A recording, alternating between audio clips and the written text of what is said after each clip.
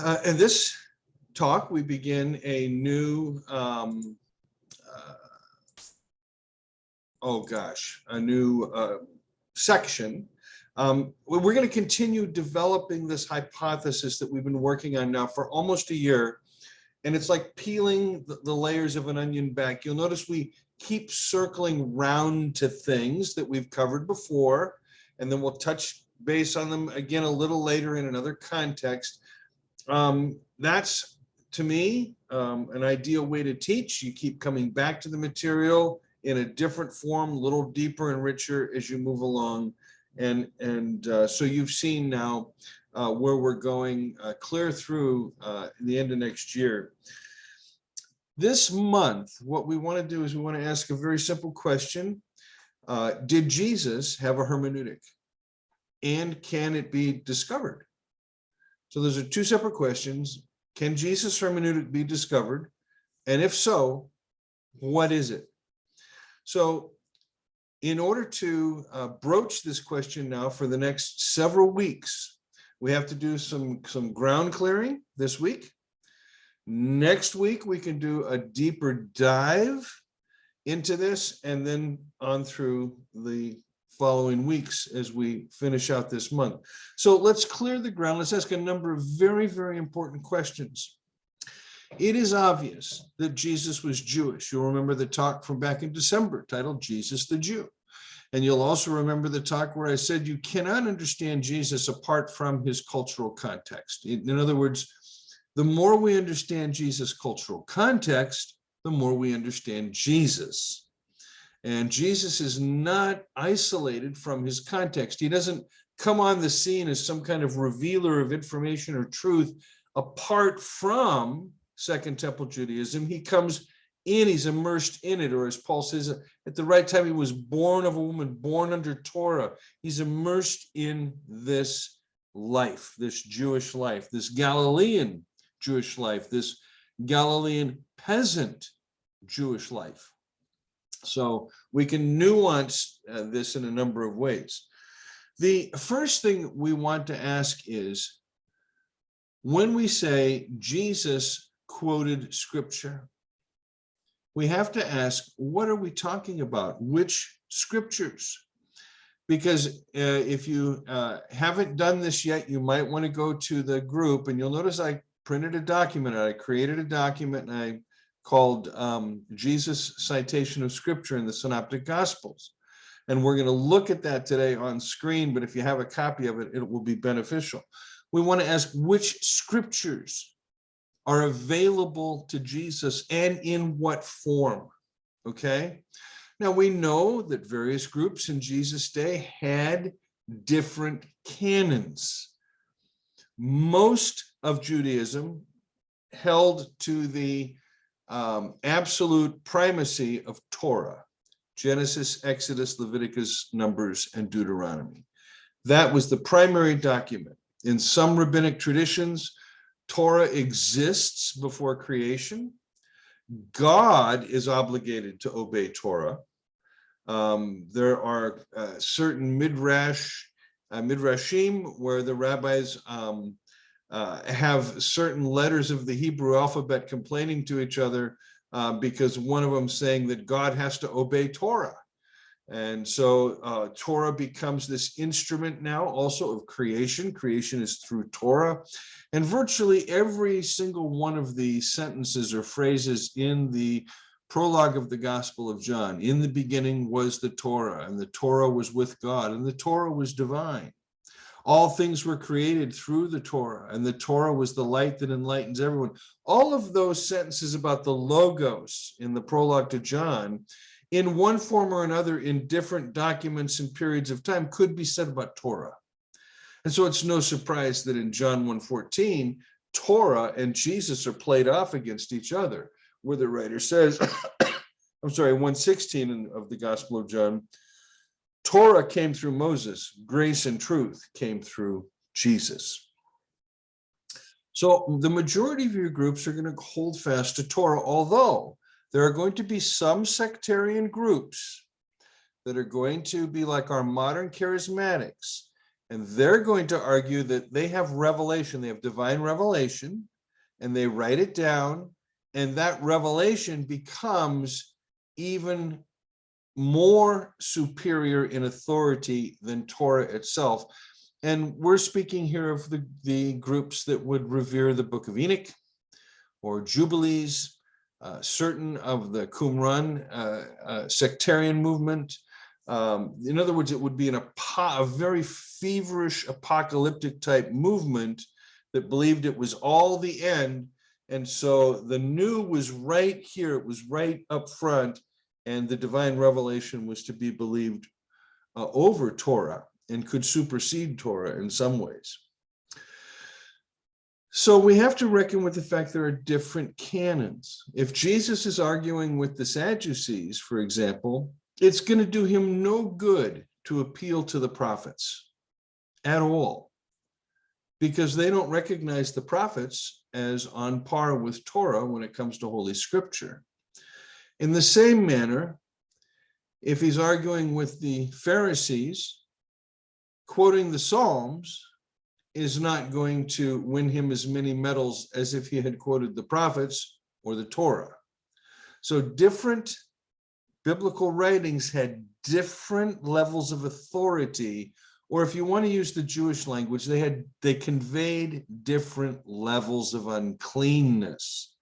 The more holy a book, like the book of Genesis, conveyed a lot of uncleanness, whereas a book like Malachi less so, the Psalms less so, Chronicles less so.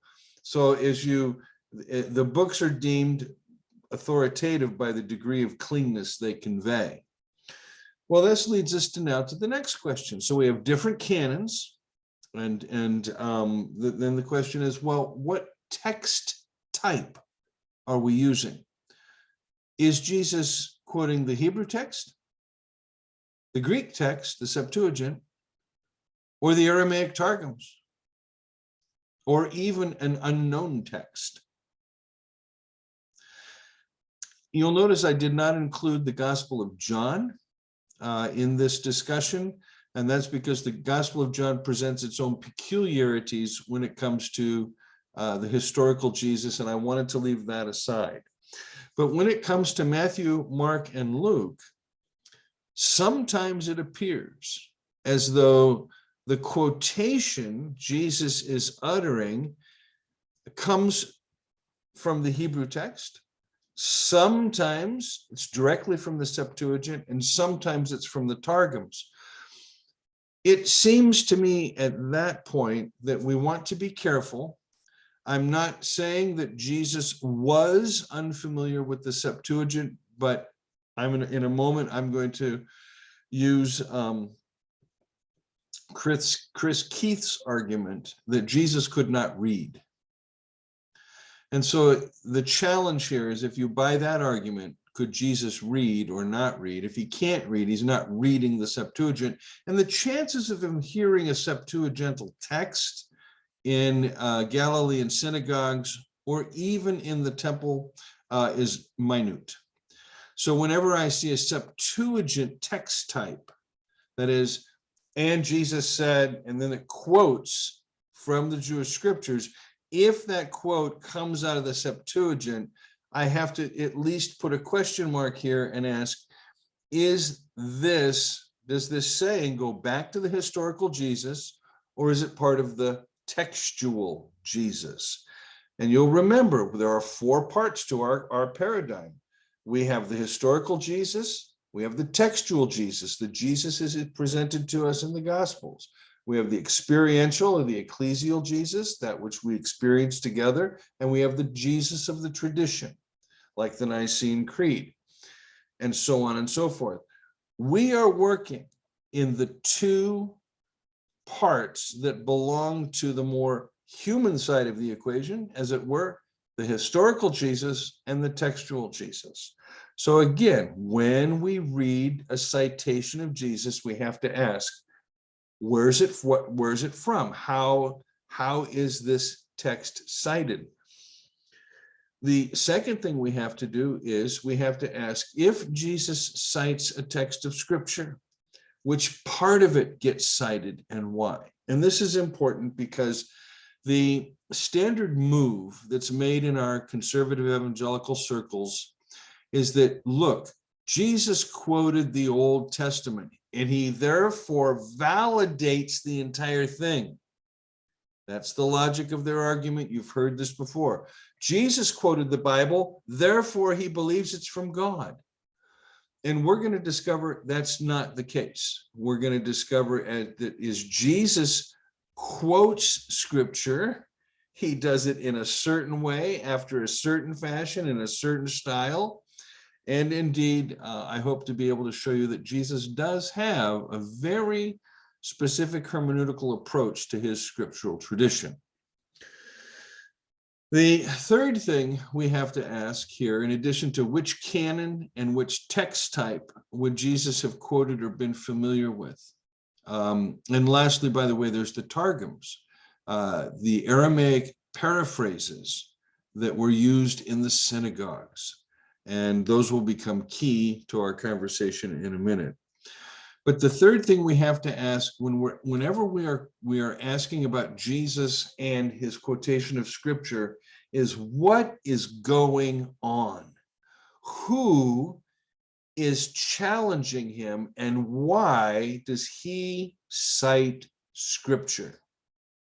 So what I'm going to do for a moment is I'm going to do a share screen with you before I move into this second part. Then we'll come back to this, but I do want to show you something. So I go to share screen. Okay, get rid of Facebook. This is the document that I've put up for you. And this is Mark in the order that Mark is written, and then Matthew in the order Matthew's written, and Luke. Each, except for this very first one, each one of these is a citation of what we would call part of the canonical Jewish scriptures, or the Old Testament. You will notice as you work through this, there's the reference as the disciples are eating from the grain on the Sabbath, where Jesus will say, have you never read what David did when he went into the temple and ate the shewbread? But then let's look. You have Isaiah 6:9, Isaiah 29. You have the Decalogue. The Decalogue is the 10 Commandments. You have a citation from Isaiah 66 with regard to Gehenna, the book of Genesis, the book of Deuteronomy, Isaiah, the Psalms, Exodus, again, Deuteronomy, the Psalms, Zechariah, the Psalms. When you go to Matthew, it's Deuteronomy, Exodus, Hosea. There's a saying from Malachi, Hosea again, the second time, book of Jonah. And then we notice that Matthew is going to start following Mark's sequence here, and he only adds one citation from scripture not found in Mark, and that's Psalm 8:3, where Jesus will say, out of the mouth of babes and infants you have ordained praise. But you'll notice this asterisk. That means prior to this, these are all sayings. These are all citations of scripture not found in Mark, but beginning in chapter 15, boom, Matthew just seems to go right down the line with Mark. When you do the same thing in Luke, here's what you notice. The M means that Luke has copied Matthew or followed Matthew. Remember, I think it goes like this. Mark, Matthew edits Mark, or revises Mark, or midrashes Mark. Luke has Mark, Matthew, and another text, which I think is the Hebrew gospel, in front of him, and he's bringing them together. So when you have the little letter M here, as in the temptation narrative, it indicates that Matthew also has the temptation narrative, and they both cite Deuteronomy. Then you have in chapter 4, in the Gospel of Luke, this is peculiar to the Gospel of Luke. It's not in Matthew, it's not in Mark. Again, in 7:27, the text from Malachi, which is from Matthew as well. And then you'll notice it follows when you have Matthew and Mark, both have the text with Isaiah 6:9. Matthew and Mark and Luke have the citation about the Great Commandment in 10:27. Then just Matthew, with reference to the saying that's found in 23:39, Psalm 118. And then Luke, from 19:20 through the whole next chapter, has a whole series of texts where Jesus is citing scripture, one after the other. And then we have two final uses of scripture that are only found in Luke, one in the Passion narrative and another one on the cross. So with this document in mind, I kind of need you to keep this document in mind here, or at least call it up on your computer screen if you can. And it's in the group. Notice something very peculiar here. When you come to Mark, the vast majority of Jesus citing biblical texts in these riposts with his interlocutors, that is, people questioning his authority, and he cites a biblical text, occurs after Caesarea Philippi. That is, after Jesus is challenged to be king. He recognizes he's a dead man, takes the disciples aside, says, "Who do people think I am? I have to tell you about the fact the Son of Man's going to suffer and die." It's this suffering and dying piece that creates the real issue for Jesus' followers, both during his lifetime and after his lifetime, because nobody had yet found a suffering messianic figure in the Jewish scriptures. Nobody had ever discussed this in Judaism. So you'll notice in our text here, with regard to the citations of scripture by Jesus, they really begin. You have a couple of them prior to chapter 8, but they really begin in chapter 9, and the vast majority of them are found in the Passion narrative. This is important. The same in Matthew. Now, Matthew is going to quote the Hebrew scriptures an absurd number of times, 40 or 50 times. It's a lot. Very few of those times are on the lips of Jesus, where "and Jesus said," "Have you not read in Hosea, I desire mercy and not sacrifice?" And you'll notice on the document I've created that you have a half a dozen or so citations of Jesus on various themes, but in chapter 13, which is that parables chapter, it's the third of 5 major discourses, so it's the chiastic center. You will notice after that, Matthew follows Mark's sequence right down the line, and the vast majority of texts that are going to be cited have to do with Passion Week or the Passion narrative. The same is true when you come to Luke. And what's really intriguing about this is you'll notice prior to the citation of Isaiah 6:9 in Luke, and I forgot where the text is for that. I don't have that there, and I'll need to put it there and correct that document. Beginning in chapter 10:27 in Luke, where the Great Commandment is debated. And then you have the citation in 13:35, and notice at the end here, 19:20, 19:38, 19:46. You have this whole section at the end of what? Well, Luke has a central section in his gospel. It begins at chapter 9, verse 51, and it goes through chapter 19, verses 44 or 48, depending on how you want to parse it. And as Luke is coming to the end of this central section, he has Jesus just banging out scripture quotations, one after the other, bang, bang, bang. And so in all 3 cases, whether it's Mark following the Passion predictions of chapter 8, whether it's Matthew following the chapter on the parables, or whether it's Luke the end of this whole central section just becoming this katina of a citation of scriptures, no matter how you look at it, what you're dealing with here is a pattern, and the pattern is important. The pattern is this. Apparently, there are some instances in the gospel tradition, or at least the way the story of Jesus is told, that has him quoting scripture. But the vast majority of his scripture quoting is going to come after he recognizes he's going to die. Now, at this point, something significant has shifted for him. He's having to find himself and his story in the Jewish scriptures in a way he didn't have to before.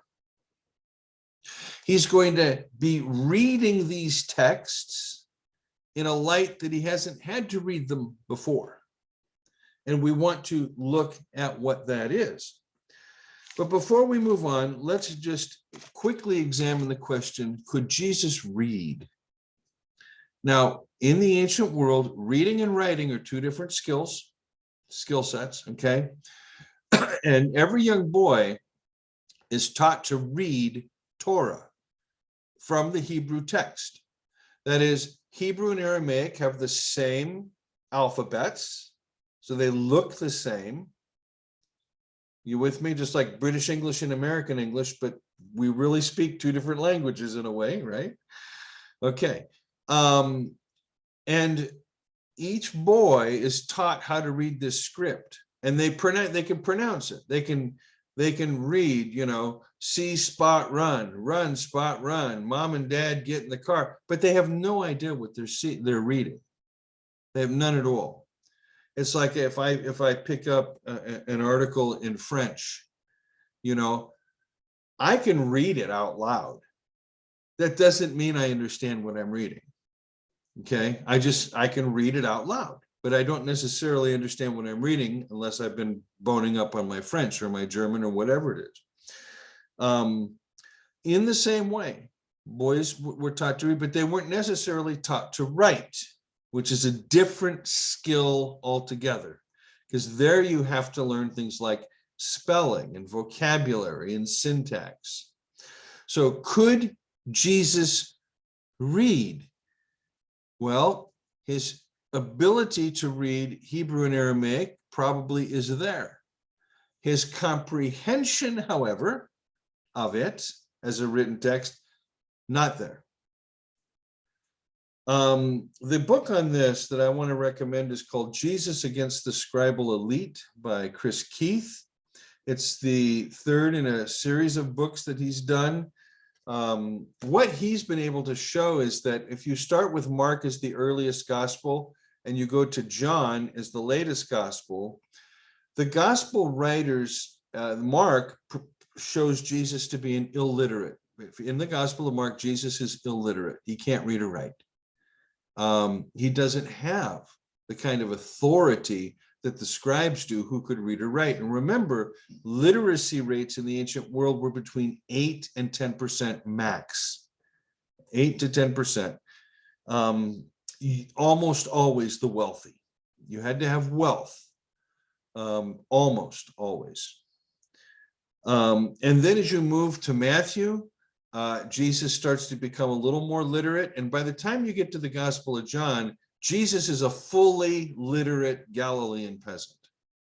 And Keith's argument is that the early church felt the need to kind of take this peasant Jesus and kind of sandpaper the rough corners to make him more palatable to Greco-Roman society and culture.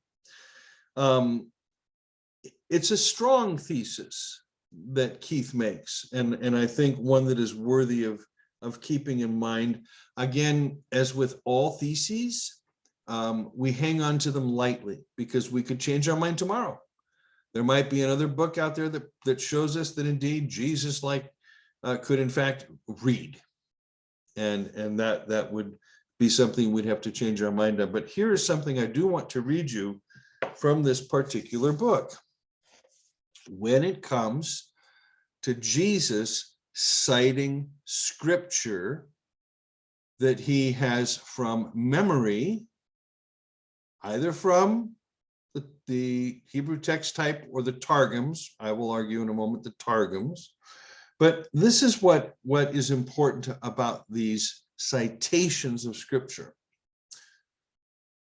Controversies over scripture and authority between Jesus and the scribal literate authorities were honor challenges, which some scholars refer to as a challenge and riposte.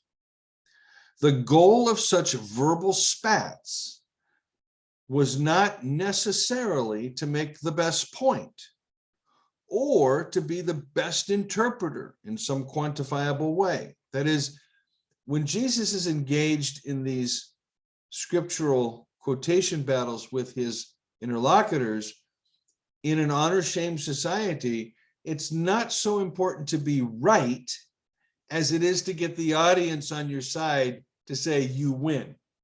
That is, you are using your skills to win the audience rather than seeking to be the one that makes the right point. And I continue from Craig Keith here. He says,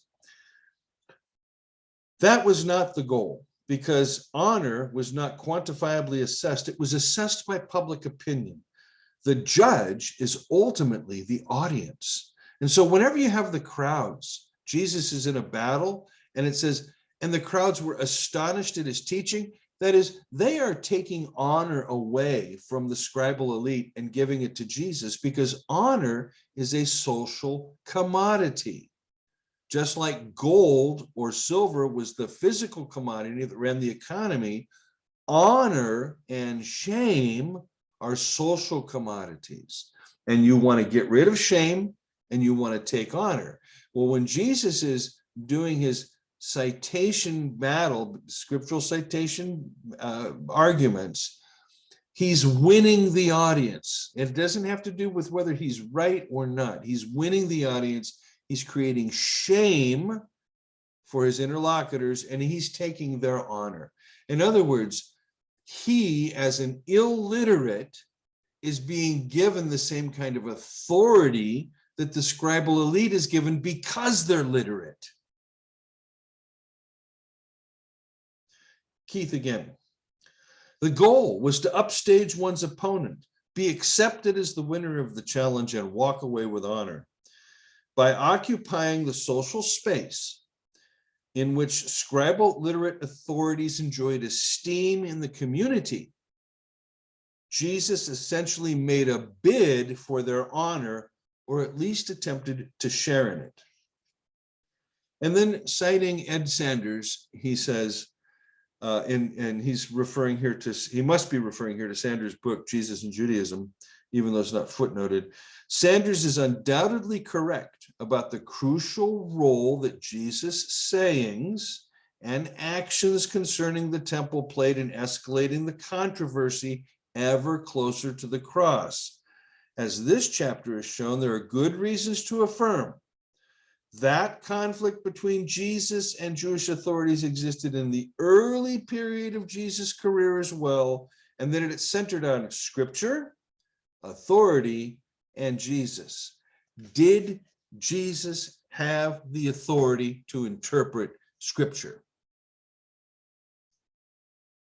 That's the question. If he's not literate, where does he derive his authority to interpret biblical texts?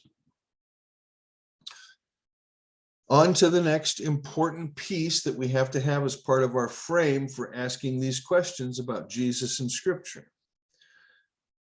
What scriptures does Jesus quote, and does he have favorite sections of Scripture, and if so, why?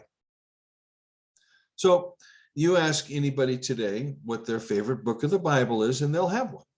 Whether it's the Gospel of John, the book of Genesis, the Psalms, the Right Story, Epistle of James, everybody has a favorite book or something that's their go-to, they're going to turn to. And the same is also true for Jesus.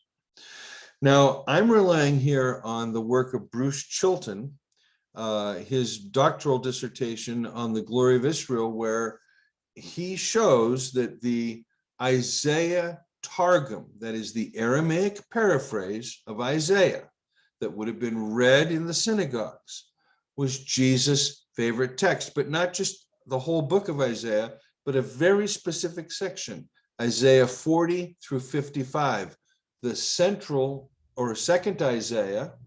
And it's in this second Isaiah that we have the 4 servant songs, including the suffering servant of Isaiah 53. This text is Jesus' absolute favorite. In fact, Chilton is able to demonstrate, I think, beyond doubt, that the phrase reign of God, basileia tou theou, does not really occur in the Hebrew scriptures, but it occurs all over the second Isaiah Targum. And the Targumist renders things like our God reigns from the Hebrew text with the phrase, well, now I'm going to mess this one up because I don't have it written down, so I'm not going to go there. The point is that this notion of God's reign, the way God reigns, comes out of second Isaiah. The Psalter is also very important for Jesus, but not all 150 Psalms.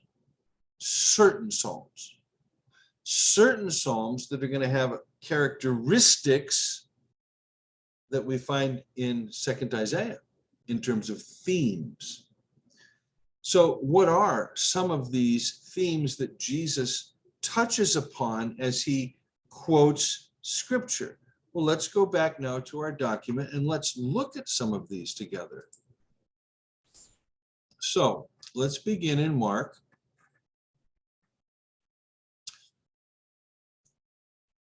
The have you never read what David did from Mark 2:25, again, is in the challenge riposte category, where the Pharisees are saying, don't you know your disciples are breaking Torah? And Jesus has to point out, is it really Torah they're breaking, or is it your interpretation of Torah? And in fact, look at what David did. And if David could do it, a greater than David is here, so I can do it. Now, the citation of Isaiah 6:9 has to do with the parables. These things come in parables to those outside who seeing don't see and hearing don't hear, lest they should turn and I should forgive them. The second quotation from Isaiah comes from chapter 29:13 and Mark 7:6, and that has to do with clean and unclean foods. Again, notice, just as in 225, we're dealing with themes related to holiness codes. And this text, like the Isaiah 6:9 text, is this people honors me with their lips, but their heart is far from me. They worship me in vain, teaching as doctrine the commandments of men. In other words, the first 3 citations of scripture in the Gospel of Mark all have to do with the deafness or the inability of Jesus' hearers to accept whatever message it is that he's preaching. And then in chapter 7, verse 10, Jesus will cite pieces of the Decalogue here. Moses said, honor your father, your mother, whoever insults his father or mother must be put to death. And then he proceeds to say, but you guys want to relieve the burden on your parents. And so you can say, well, whatever money I have is held as korban, and that's kind of like my investment, and I don't have to take care of my parents. Jesus is saying you're thwarting the law. So again, the first 1, 2, 3, 4 have to do with this stubbornness of heart. And then we get to chapter 9:48. For those that want to say Jesus didn't believe in hell, well, he's going to believe in hell when it comes to engaging in the rhetoric of his interlocutors. And as he's discussing the priestly tradition in chapter 9, He says, you guys got to understand something. It's better for you to be a priest with a hand chopped off or an eye missing in the reign of God than it is to be totally whole so you can serve in the temple of Jerusalem and yet end up in Gehenna, which is the garbage dump right outside. Then we move to Mark 10. We have the famous divorce pericope. The interlocutors said, Moses said we can have a writ of divorce. And as we've discussed before, between the Hillelites and the Shammaites, there were debates as to what constituted legal grounds for divorce. Shammai being the conservative, only adultery. Hillel being the liberal. If your wife burns your dinner, you can get a divorce. Jesus doesn't take a position in the rabbinic debate between Hillel and Shammai. Instead, he pursues the Qumran, or the Essene tradition, which is once married, always married, end of story. Genesis 1 comes before Deuteronomy's exclusion, ability to say, here's the reasons for divorce. So Jesus is basically saying Genesis comes before Deuteronomy, therefore it has hermeneutical priority, which I find to be a very, very, very interesting text. And I want to tell you how I deploy this. So when I'm here in Pennsylvania and I'm hanging out with Christians and they're Eagles fans, and they say, Isaiah said, you shall mount up with wings as eagles. That shows that God's an Eagles fan. And I say, yeah, but in the book of Genesis, which was before Isaiah, it says there were giants in the land. And that's how I justify being a Giants fan. They say I use the same argument Jesus did. Well, that was a joke. You're supposed to laugh. I hope you are. When we come to Mark 10:19, again, we are dealing with the Decalogue, the 10 words, the 10 commandments. In 11:17, we have two citations as Jesus is overturning the money changers' tables, one from 2nd Isaiah, the other from Jeremiah 7. Jesus says, this house of prayer for all nations, you've turned it into a den for laestes, for thieves, bandits, zealot bandits that rob people on the road, that are so nationalistic they'll do anything in the extreme. And Jesus is recognizing that that has now become part of temple culture. And of course, Jeremiah chapter 7 is the text where God says through Jeremiah, on the day I brought your forefathers out of Egypt, I did not command them about burnt offerings and sacrifices. So this anti-sacrificial, these texts are cited. In chapter 12 is the parable of the vineyard, and we get a citation of Psalm 118, verses 22 and 23, which has to do with the rejection of Jesus. And the citation is, the stone the builders rejected became the chief cornerstone.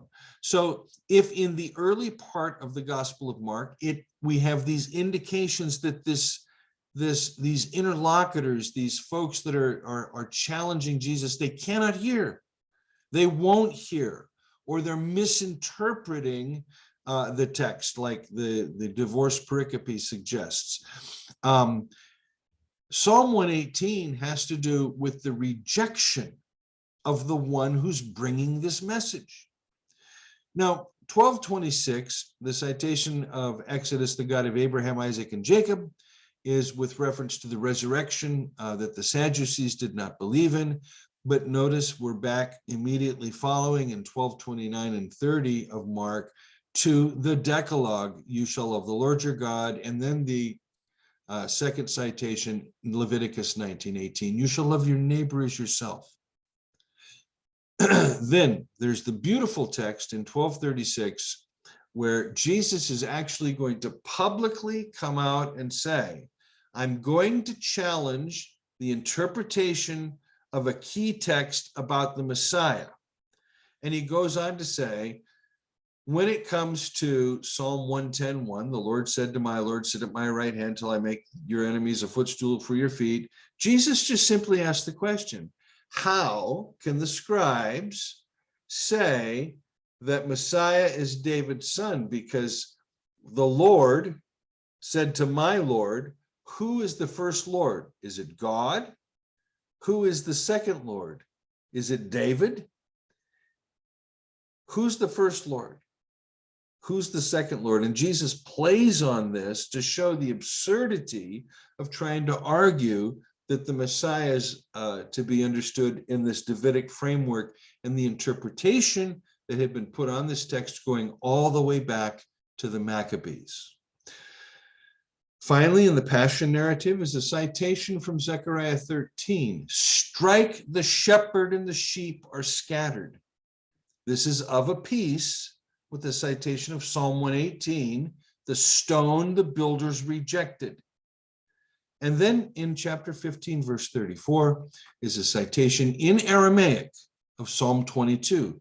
Eloi, Eloi, lama sabachthani, my God, why have you abandoned me? Which we know is a psalm about being scapegoated by the community. So we have a number of instances here where there is misunderstanding on the part of Jesus' hearers, and he's having to deal with this. There are a few anti-sacrificial texts in Mark, and there are a number of key texts that indicate that Jesus and his message are going to be rejected. So what are the themes in the Gospel of Mark where Jesus is citing scripture? One, the hearers can't hear. He cites text to show the hearers can't hear. Two, he cites texts to show that those that think they hear misunderstand, like the divorce pericope or the story of the Decalogue. And three, there are these anti-sacrificial texts and a rejection of that, as we find in Mark. Now, when we look at Matthew, following along in this order, Matthew introduces citations from the book of Deuteronomy in the temptation narrative. And then we have a couple of citations, again, from the Decalogue or chapters immediately following the Decalogue, being the Ten Commandments. Do not murder, do not commit adultery. You know, Jesus says, you have heard it said by men of old, do not murder, but I say to you. And you have heard it said by men of old that do not commit adultery, but I say to you. So here we have Jesus doing halakha. That is, he's doing legal interpretation of texts. Now, can these texts be traced back to the historical Jesus? That's another question. Right now, we're dealing with the textual Jesus. That is, the Jesus where the text says, and Jesus said. So that's all we're looking at. And in 538, we have the reference to, you have heard it said, an eye for an eye and a tooth for a tooth, but I say to you. Again, Jesus is doing halakha here. He's making a legal interpretation of a text. And then notice, you got to go all the way to chapter 9 to get a citation from Hosea 6:6, which is repeated in chapter 12. I desire mercy, not sacrifice. And then sandwiched in between those is a reference to Malachi 3:1, where Malachi says, look, I will send my messenger ahead of the coming one. And they wanted, the interlocutors want to know, is this John the Baptist? And Jesus says, it is if you want it to be. And then finally, the reference to Jonah. As Jonah was in the belly of the whale 3 days and 3 nights, so shall the Son of Man be in the belly of the earth. Let's look at these again, remembering what we saw in Mark. Now, it's true that we don't have a lot of halakha in Mark. We don't have Jesus rendering legal opinions in Mark, whereas Matthew's Jewish community, that's going to be very important. But what we do have here is an explicit rejection in Matthew's gospel of sacrifice and violence. That's apparent from the Sermon on the Mount. And the double citation of Hosea in this early part of the Gospel of Matthew indicates that we're dealing with what would appear to be an anti-sacrificial trajectory. And then, of course, the first use of typology where Jesus says, you got to understand something. Jonah was in the belly of the whale, and I will be too. But the sign of Jonah is not about the whale. What happened to Jonah? He's on board a ship. There's a storm. They draw lots. And from that point on, you have Jonah the scapegoat. So we're already seeing this theme in Matthew prior to that central parable chapter of chapter 13. You have the Sermon on the Mount, chapter 5 through 7, the missionary discourse, chapter 10, parables in the middle, church discourse, chapter 18, eschatological discourse, chapters 24 and 25. And you'll notice here in chapter 13, we have the citation from Isaiah 6:9, seeing they don't see, hearing they don't hear, lest I should turn and heal them. And then following that chapter, Matthew basically just right along with Mark with the addition of one saying, now I don't know, did that come from the historical Jesus or not? Again, not an important question for us today, not yet, but it is a citation of a text that comports with what we know Jesus saying about little children in other places, but pretty much going along until you get to the citation of Psalm 22, and Matthew renders it in from the Hebrew text, Eli, Eli, lama sabachthani. Because why? Well, when Mark had cited the text here in Aramaic, Eloi, Eloi, the crowd misunderstood. Well, misunderstanding is a key theme in Mark's gospel, is it not? The people can't hear, they can't see, they misunderstand, they misinterpret. It's key. And they also misinterpret this saying of Psalm 22. They think he's calling Elijah or this or that or the other. And so Matthew's going to clean it up a bit so that it's a citation and it's not misunderstood. And the very fact, by the way, that the penal substitutionists will render that text as though Jesus actually felt abandoned by God, and that is absurd because, number one, Jesus never, ever calls God God. He only ever calls God Papa. So he's not saying, God, you've abandoned me. He's citing the text to show the crowd and the soldiers what they are actually engaging in if they know the text. And one can assume that the Pharisees and other religious authorities standing there would know that text. Just as if I was to say to you, the Lord is my shepherd, you know the rest of that psalm. When we get to Luke, again, the Deuteronomy citation and the temptation narratives, and now we come to something very programmatic. It's going to set up Luke's gospel from the get-go, and that's the citation of Isaiah 61, again, part of that third Isaiah passage. And Isaiah and 58:6, the Spirit of the Lord is upon me because the Lord is anointed me to preach good news to the poor, recovery of sight to the blind, liberation to the captives, and the day of the Lord's favor. There are a couple of things happening here that I brought out in the Jesus-driven life. One is when you quoted orally the Targum, which is what would have happened here, or you are reading from the Hebrew text, the rule was you could skip verses and move forward, but you could not read and then go back to something else. You couldn't do that. And yet Jesus does precisely that, violates all the standard hermeneutical principles in order to strip out the day of the vengeance of our God. And this is so important that there's a wonderful and an entire book written on this by John Ritchie's, and I no longer have my screen up, so I can't tell it yet. Jesus and the Transformation of Judaism. And this book in particular shows how Jesus takes apocalyptic as a way of thinking with its themes, buys into certain of those themes, and ignores others.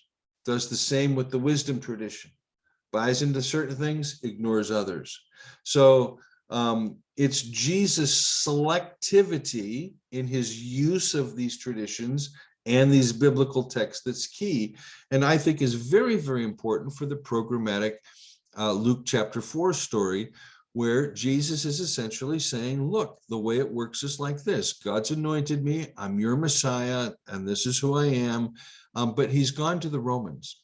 He's gone to make peace with the Romans. He's not going to judge them. He's not going to throw them in a fiery pit. That's not how it works. God's gone to your enemy, because if your enemy turns to God, then they're no longer your enemy. In other words, Jesus sees God playing the role of Jonah, who goes to the Ninevites, converts the Ninevites, and then what does Jonah do? He gets all huffy, right? Well, this is what's going on with these interlocutors in Nazareth. They don't want God to go to their enemy. They don't want God to forgive their enemy. They don't want God to make peace with their enemy, because then they won't have an enemy that they can hate and believe is going to be judged with hellfire and brimstone. Jesus removes that, okay? This is a part of this larger anti-sacrificial theme that runs through the Gospels, if not the historical Jesus tradition. So it's this programmatic piece here of this synagogue sermon that's going to be real key for understanding Luke's gospel. But I simply want to observe again, there's the stuff that comes out of Matthew and Mark, and then you get to the end of the gospel. And in 22:37 is the only reference from Jesus' lips to the suffering servant of Isaiah, where he says, I have to be reckoned with the transgressors. And then instead of Psalm 22, the dying Jesus in Luke's gospel is going to quote Psalm 31:5. And it's prefaced with his Abba, Papa, and then into your hands I commit my spirit. And so for Luke, he's going to do away with any possible misunderstanding here, as though Jesus had been abandoned by the Father in some sick penal substitution thing. What's really important, however, is the end of Luke's gospel, which is not a citation of scripture, but I want to read it to you because it will illumine here this larger argument that I'm trying to make about Jesus, scripture, and authority. And the fact is that most of Jesus' citations of scripture in the gospel tradition occur after he's going to be made king, which means he now knows he's going to die. And so there's this wonderful text here where Jesus and the two disciples on the road to Emmaus are walking, and he says, you foolish people, how slow of heart. Do you hear this Isaiah language here? It's not a quote from Isaiah, but it's that Isaiah language. You foolish people, how slow of heart to believe. You know, you have eyes to hear, you have eyes, but you don't see, you have ears, but you don't hear. This kind of logic. How slow of heart to believe all the prophets have spoken. Wasn't it necessary for the Messiah to suffer those things and enter into his glory? Then, beginning with Moses and the prophets, he interpreted them. He hermeneuted them. The Greek word hermeneuein, to interpret. He interpreted to them. He gave them hermeneutics about the things written about himself in the scriptures.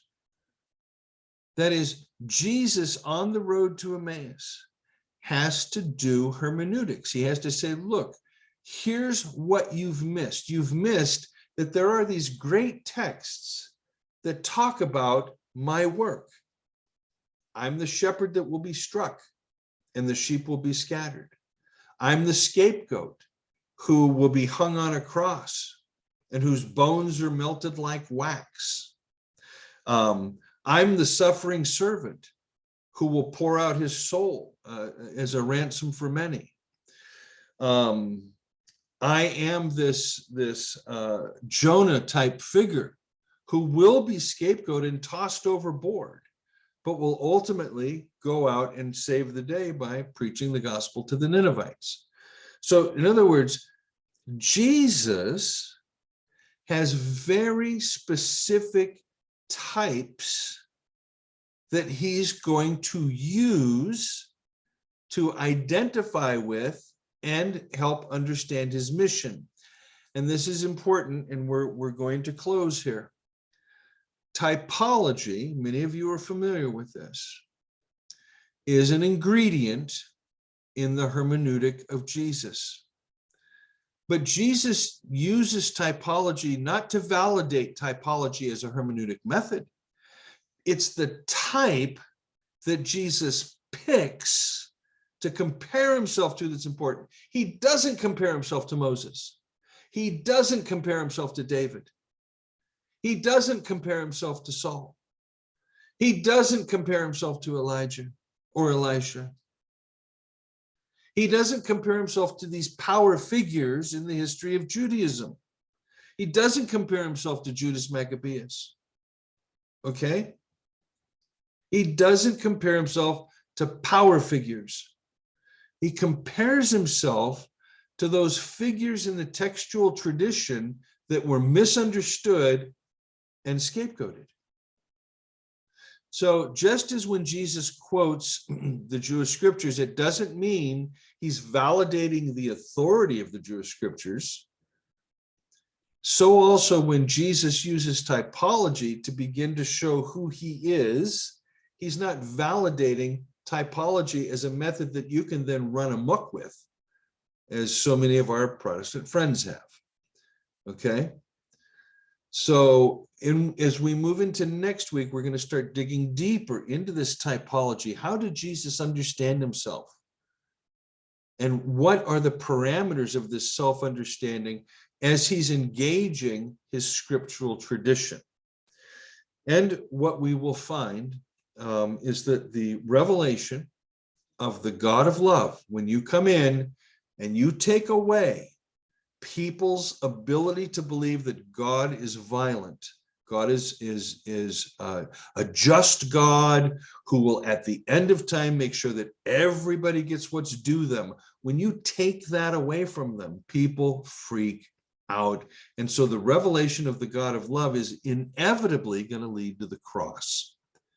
And that's why those in today's Christian environment that challenge penal substitution, challenge eternal conscious torment, challenge these sacrificial ways of thinking and being, they are marginalized and ostracized.